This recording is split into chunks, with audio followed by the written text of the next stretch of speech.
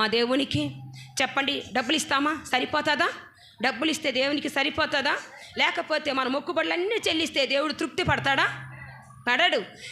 మనం ఏమి చెల్లించాలి తెలుసా? ఆయన రక్షణను మనం చేత పట్టుకొని, ఈ రక్షణ వల్ల ఈరోజు నేను బ్రతుకుతున్నాను ప్రభువా, నా బ్రతుకు నువ్విచ్చింది అని దేవుని సన్నిధిలో మనం నీతిగా నిలబడినప్పుడు దేవుడు మన యందు ఆనందపడతాడు.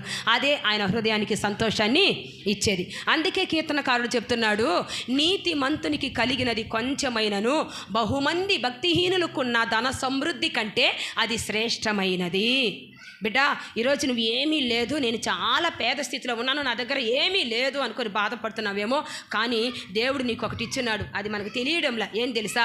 నీతి అనే రక్షణ భాగ్యాన్ని దేవుడు మనకిచ్చి, నీతి అనే కవచాన్ని ఇచ్చినాడు, రక్షణ అనే శిరస్నానం ఇచ్చినాడు, వాక్యం అనే ఖడ్గాన్ని ఇచ్చినాడు, మా సత్యం అనే దట్టిని ఇచ్చినాడు, విశ్వాసం అనే డాలుని ఇచ్చినాడు, సువార్త అనే పాదరక్షణ మనకి ఇచ్చినాడు.